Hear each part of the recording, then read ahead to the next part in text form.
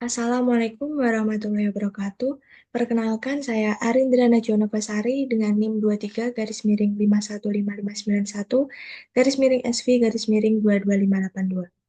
Di sini saya akan melakukan demonstrasi dari proyek yang telah saya buat dan menjelaskan mengenai skrip yang telah saya susun. Nah, di sini saya akan menjelaskan proyek dari Praktikum Pemrograman Geospasial Web, yaitu acara kelima mengenai leaflet JavaScript GeoJSON. Nah, di leaflet JavaScript GeoJSON sendiri adalah fitur yang memungkinkan pemetaan data geografis dalam format GeoJSON yang menggunakan leaflet. Nah, leaflet sendiri itu adalah sebuah library JavaScript untuk membuat peta web interaktif. GeoJSON sendiri adalah format standar untuk menyimpan data geospasial seperti titik, garis, dan area beserta atribut dalam bentuk JSON-nya.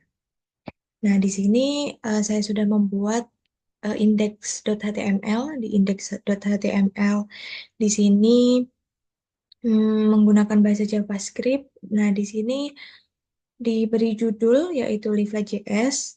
Kemudian ini mengimport file CSS-nya pada leaflet, diimpor dengan menggunakan tag link. Kemudian mengatur lebar dan tinggi dari elemen peta yang akan ditampilkan nanti menggunakan style dari maps-nya ini, diatur width, height, dan margin-nya. Kemudian di dalam body, di sini ada div dengan ID-nya map. Ini akan menjadi tempat di mana peta akan ditampilkan oleh leaflet. Kemudian pada text script ini digunakan untuk mengimport jQuery, ini untuk mengimport jQuery, dan ini untuk mengimport file JavaScript leafletnya. Kemudian di dalam script ini terdapat untuk menginisialisasi peta dengan variabel map menggunakan l.map. Nah, kemudian di set view ini diberi koordinat yang ingin ditampilkan. Dengan zoom-nya adalah 10. Kemudian membuat tile base map-nya ini menggunakan OpenStreetMap. Nah, ini untuk linknya. Kemudian menambahkan base map ke dalam peta menggunakan basemap.addToMap. Kemudian GeoJSON point. Nah, di sini dari prasarana, sarana dan prasarana ini memuat sintak untuk memanggil data GeoJSON menggunakan LGeoJSON. Kemudian di style, nah di style dari sarana prasarana ini untuk mengatur stylenya di filternya latitude longitude, kemudian untuk marker, kemudian ini untuk icon markernya dari PNG. Nah, ini untuk icon marker, kemudian diatur size-nya, ukuran icon, kemudian posisi icon terhadap titik atau poinnya diatur, kemudian anchor-nya, posisi pop-up terhadap icon, dan posisi tooltip terhadap iconnya diatur seperti ini. Ini digunakan untuk agar markernya itu berada di titik tengah-tengah titik yang telah dipilih di poinnya.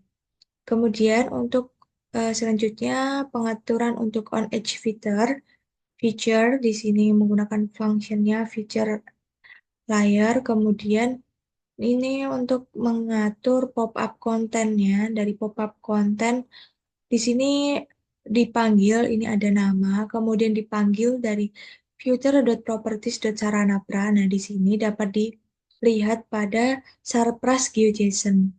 Nah, di sini dipanggilnya tadi dari properties, kemudian saranapra ini. Nah, di sini ada futures. Nah, kemudian dari koordinatnya, ini koordinat dipanggil dari filter geometri koordinat. Nah, ini di geometri koordinat. Nah, di sini di geometri, kemudian di koordinatnya nanti akan menampilkan koordinat yang ini. Kemudian layarnya ini untuk klik pengaturan kliknya, untuk pop up, kemudian mouse over-nya untuk tooltip. Nah, di tooltip ini juga sama untuk memanggil tooltipnya itu dari future property Saranapra di Sarpras GeoJSON. Kemudian ini penempatan posisi tooltipnya bisa di kanan, di kiri, atau di bawah. Ini diatur di top, berarti dia di atas. Nah, untuk tampilannya bisa di seperti ini untuk tooltip. Dia ada di atasnya dari ini. Nah, kemudian selanjutnya untuk data.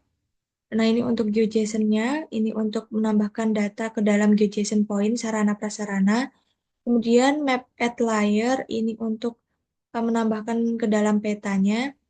Nah, ini kemudian ini itu di komen saja karena ini ini sebenarnya untuk di zoom layar.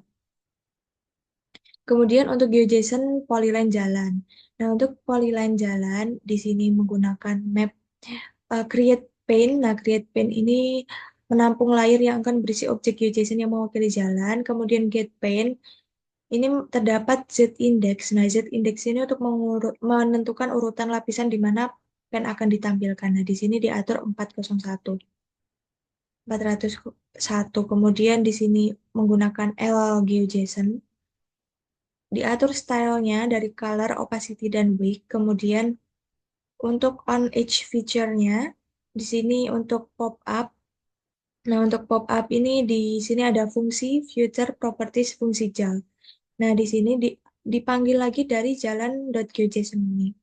Nah, di sini ada properties, ada fungsi jalan. Nah, nanti akan menghasilkan informasi berupa ini jalan setapak, jalan lokal, dan sebagainya. Nah, kemudian di bawahnya ini ada informasi panjang meternya dari meter panjang. Di sini juga dapat dipanggil dari sini. Geometri. Nah, panjang M, geometri, koordinat. Seperti itu. Kemudian ini untuk layar on click-nya, untuk band pop-up. Kemudian mouse over-nya dari tooltip. Di sini juga sama, future.properties fungsi JAL diambil dari jalan GeoJSON tadi. Kemudian direction-nya itu auto, kemudian sticky-nya diatur true. Selanjutnya, ini untuk GeoJSON data jalannya, ini untuk menambahkan data jalan ke dalam GeoJSON polyline, kemudian untuk menambahkan polyline-nya ke dalam peta. Selanjutnya, untuk variabel simbologi kategoris, nah ini bisa diatur di sini. Kemudian, untuk GeoJSON polyline jumlah penduduk, nah di jumlah penduduk ini menggunakan head pen, nah dinamai dengan pen jumlah penduduk.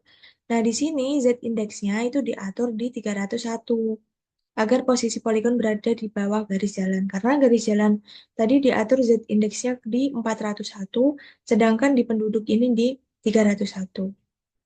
Maka dia akan berada di bawah garis. Ini untuk variabel jumlah penduduk menggunakan l.geojson. Kemudian ini untuk style. Nah, di style ini di em, ini tidak digunakan karena menggunakannya di bawah ini.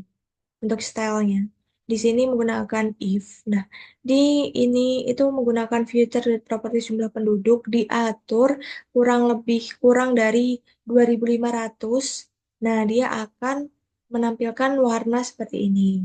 Warna kuning dengan opacity-nya seperti berikut. Opacity, color, width, dan fill opacity-nya diatur seperti berikut.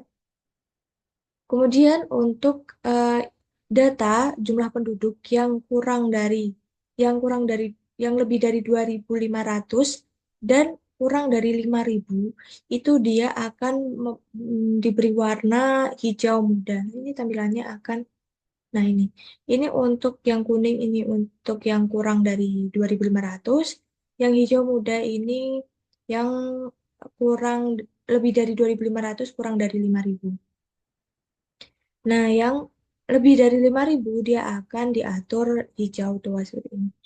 Kemudian ini on edge feature-nya dari penduduk, jumlah penduduk ini diatur variabel pop up dari kecamatan. Nah, di sini jumlah penduduk. Nah, di sini ada kecamatan, ada di properti sini, dipanggil dari sini. Kemudian nanti ditampilkan. Nah, di sini dari ini kemudian untuk desanya ini ada di sini, jumlah penduduknya ini. Nah, untuk tampilan pop up dari semua fitur ini bisa dilihat Nah, di sini dia akan menampilkan nama koordinatnya. Kalau area, dia akan menampilkan kecamatan, desa, jumlah penduduk. Nah, seperti ini tadi. Kecamatan, desa, juga. Kemudian ini untuk kliknya, kemudian mouse over untuk tooltipnya, ini dari desa kelur. Dia akan memberi informasi desa kelurahan. Nah, ini tooltip desa kelurahan Waru, desa Sulu, desa Api-Api. Kemudian ini untuk GeoJSON-nya, GeoJSON dari jumlah penduduk. Nah, di sini tambahkan tadi data dari jumlah GeoJSON.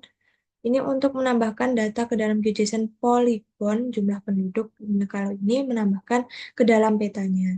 Kemudian ini untuk mengatur control layer dari base map. Di sini menambahkan base map-nya, di sini untuk overlay maps-nya dari sarana prasarana, jalan, dan jumlah penduduk. Di sini untuk variabel kontrolnya. Nah, untuk hasilnya bisa dilihat di berikut ini.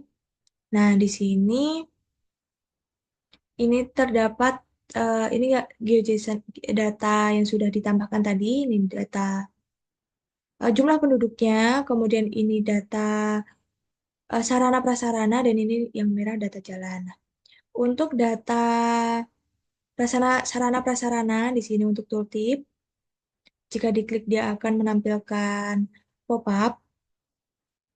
Nah, kemudian pada jalan, nah di jalan ini coba dilihat jalan, diklik pada jalan. Nah, di sini untuk jalannya, fungsi panjangnya, fungsi jalan, jalan lokal, jalan panjang. Nah, ini untuk jalan tadi harus pas di jalannya. Ini ada informasi jalan lain. Kemudian pada daerah, pada jumlah penduduk, ini bisa diklik. Nah, dia akan memunculkan informasi. Ini berupa pop-up. Kalau tooltip ini yang ini.